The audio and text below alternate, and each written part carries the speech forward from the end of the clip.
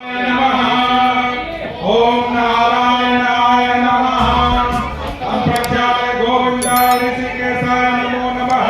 पारित्र्यतो वैष्णव्यो सवितृवः प्रसवः पुराणचक्रे न पवित्रेण सूर्यस्याग्निभिः सचरे पवित्रवते पवित्रभूतस्य गामः पुनेत चक्रे राम। ओम पवित्र पवित्रव सर्वसंगतो ओम सत्यनारायण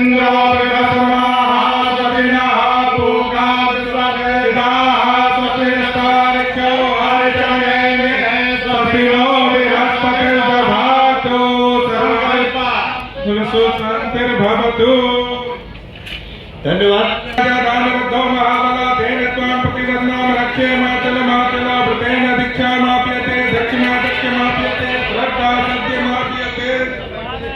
इस नए यूरिया की शुरुआत भी गुजरात राज्य से हुई थी। इनको की शुरुआत भी गुजरात राज्य से है और पहला जो संयुक्त बना था माननीय मुख्य अतिथि के लोकसभा क्षेत्र में है। और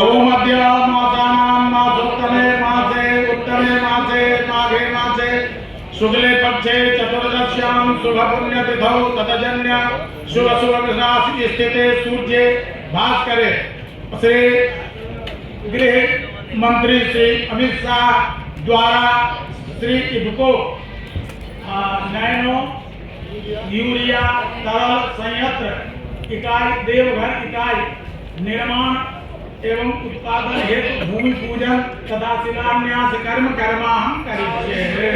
बहुत बहुत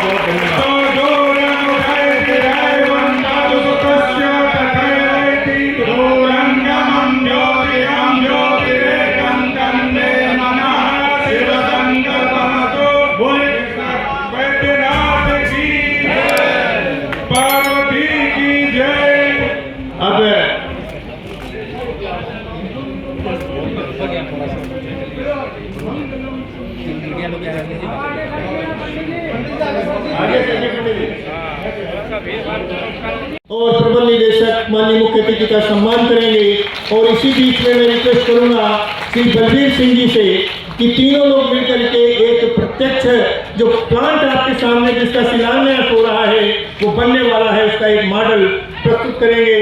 सभी लोग ये इस तरीके का मॉडल होगा जहाँ पे 2 लाख बॉटल नैनो यूरिया की रोज बनेगी। पूरे साल में 6 लाख बोतल का निर्माण होगा और 6 लाख बोतल में अभी आपको नहीं पता, मैंने अभी तक नहीं बताया था, बता देता हूँ।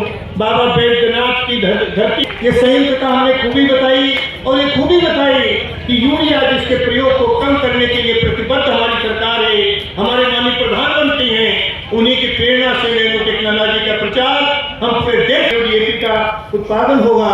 इसका एक छोटा सा मॉडल हमने और बनाया, कारखाना भी बनाया, उत्पाद भी बनाया और कितना ये अच्छा है, कितना उत्कृष्ट है, कैसे खेती में गुणवत्ता को और बढ़ाएगा करते रहेंगे।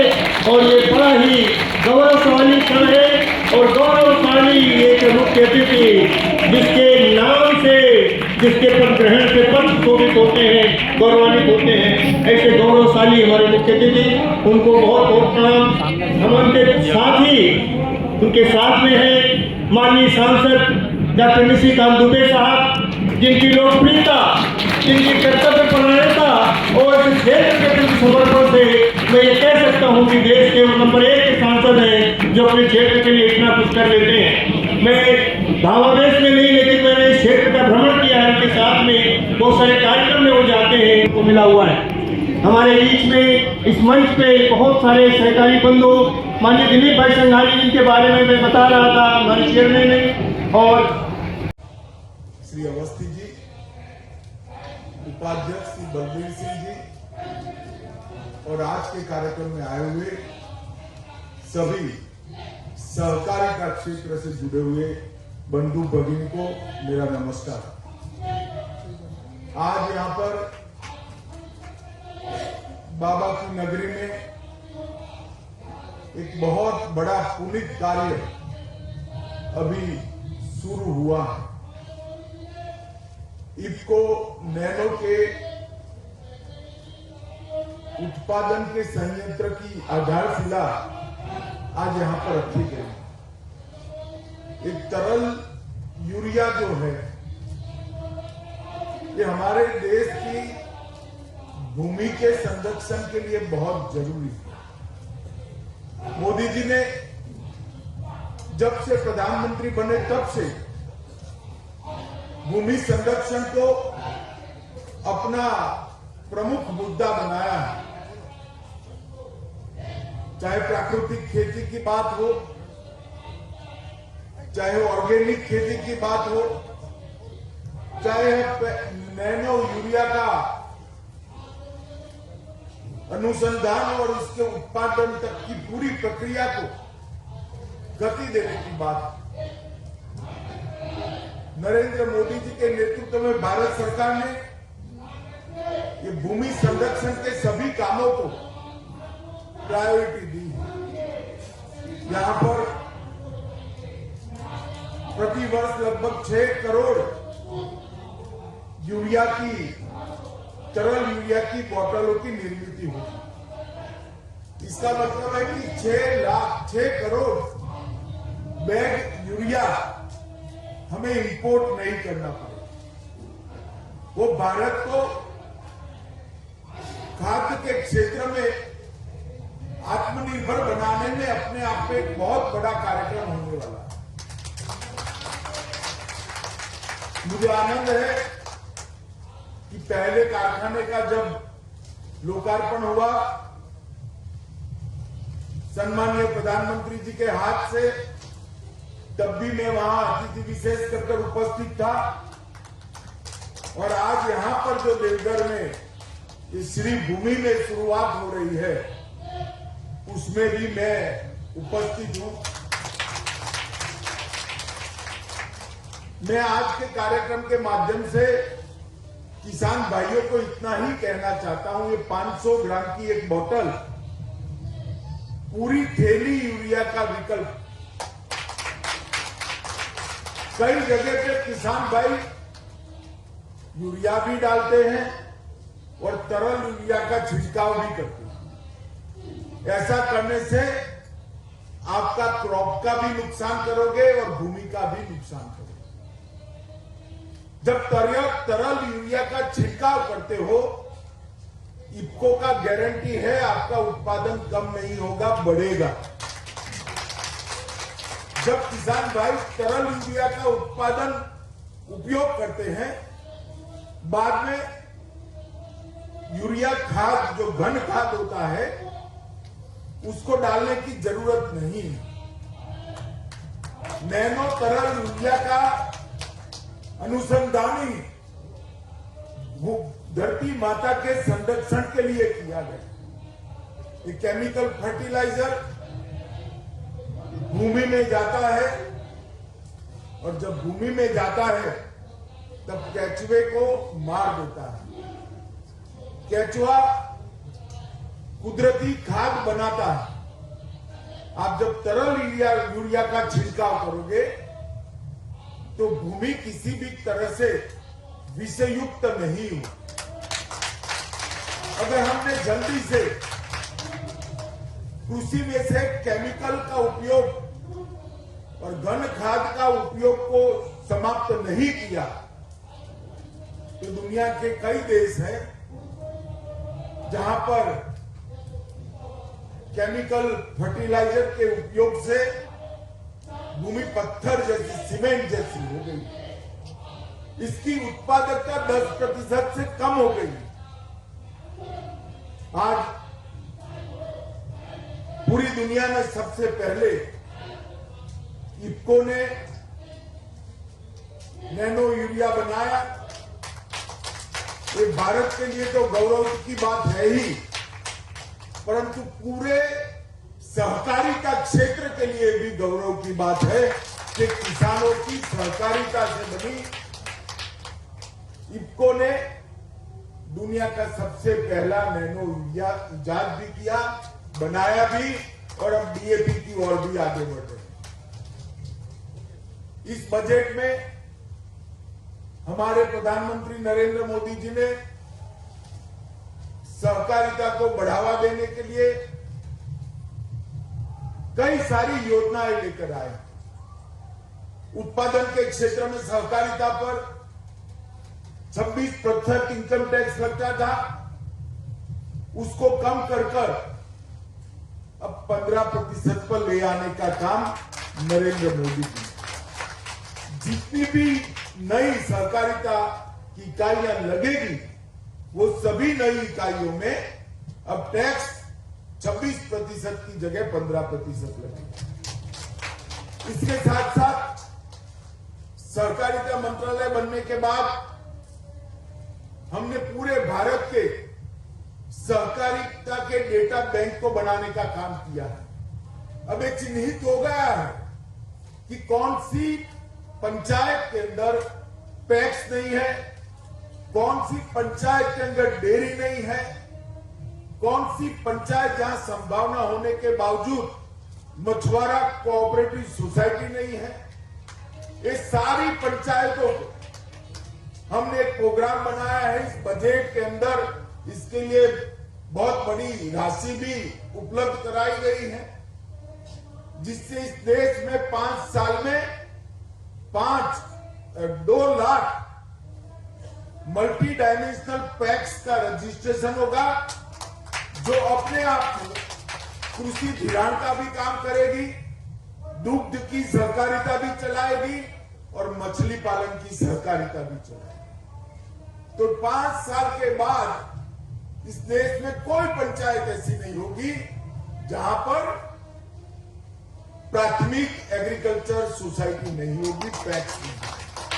ये बहुत बड़ा निर्णय है।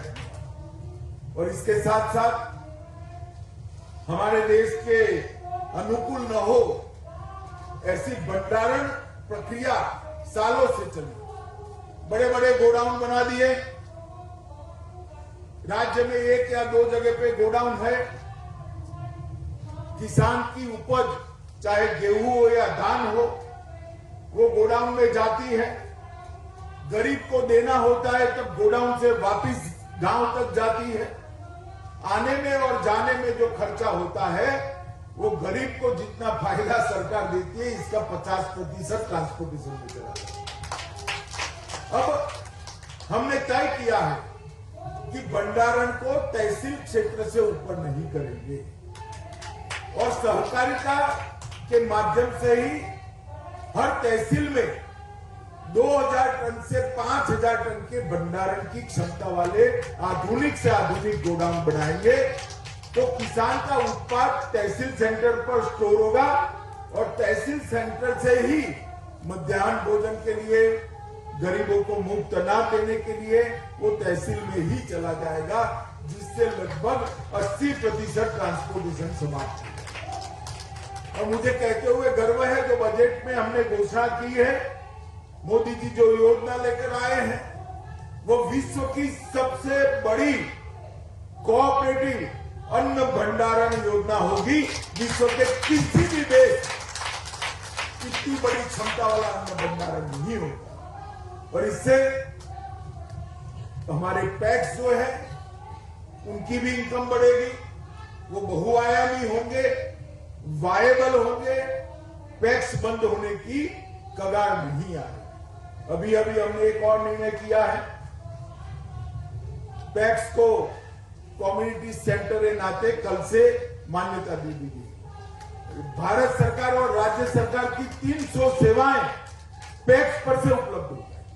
किसान को अपना 7 बार 8 का दाखिला लेना है तो पैक्स से मिल जाएगा, नो ड्यू सर्टिफिकेट पैक्स से मिल जाएगा, जन्म की और मृत्यु की रजिस्ट्रेशन पैक्स पर ही हो जाएगी, एयर टिकट पैक्स पर बुक कर पाओगे आप, ट्रेन का रजिस्ट्रेशन टिकट बुकिंग पैक्स पर हो जाएगा।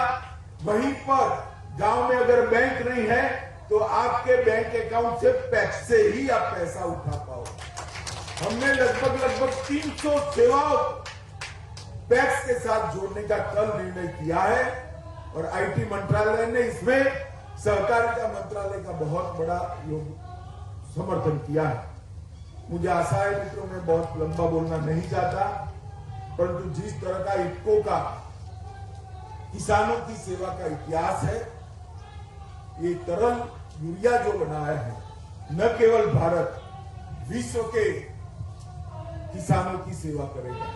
आज भी लगभग 5 देशों में वो एक्सपोर्ट हो रहा है। आज भी हमारे एशियाई देशों के किसानों की सेवा कर रहा है और आने वाले दिनों में मुझे भरोसा है समग्र विश्व के किसानों की सेवा करने की क्षमता इसके में है। एक जमाना था जब हम यूरिया को इंपोर्ट करते थे। कई सारे कारखाने यूरिया के, घन यूरिया के भी मोदी जी ने पुनर्जीवित करे और तरल यूरिया, मानो यही एक छोटा सा 30 एकड़ में बना हुआ कारखाना 6 करोड़ बैग का निर्माण करेगा। 6 करोड़ बैग के विकल्प का एक छोटी सी बोतल में नहीं। किसान भाइयों को भी मैं कहना चाहता हूं, 10 थैली यूरिया लेकर जाना था तो बैलगाड़ी लेकर जाना पड़ता था ना भाई, ट्रैक्टर भी चाहिए था ना। अब एक थैली लेकर जाइएगा, 10 बोतल रखकर खभे पे डालकर घर पे चले जाइएगा, कोई तकलीफ नहीं है। आपकी भूमि भी संरक्षित रहेगी और आपका उत्पादन भी बढ़ेगा। मैं आज इसको के अध्यक्ष श्रीमान दिलीप सांघानी जी, प्रबंध निदेशक दोनों को मैं बहुत बहुत मन से साधुवाद देना चाहता हूं। अवस्थी जी ने प्रोजेक्ट के पीछे बहुत मेहनत की है, मैं जानता हूं। लगभग 3-4 साल से मैं इनके संपर्क में हूं। पार्टी का राष्ट्रीय अध्यक्ष था तब से संपर्क में। बहुत मेहनत के बाद इसको अंजाम तक पहुंचा है और मेरे लिए विशेष आनंद का विषय है कि इसका सबसे पहला कारखाना मेरे मत क्षेत्र में कलोल में लगा।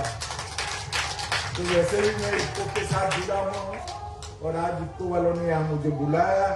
ये बाबा देवधर की श्री भूमि में मुझे यहाँ पर ये पावन कार्य में आप लोगों ने सम्मिलित किया, इसलिए मैं आप सबका बहुत बहुत धन्यवाद करना चाहूंगा और बहुत बहुत शुभकामनाएं समग्र पूर्वी भारत के किसानों को भी देना चाहता हूं, क्योंकि ये कारखाना न केवल झारखंड, बिहार, उड़ीसा और बंगाल के किसानों को अपनी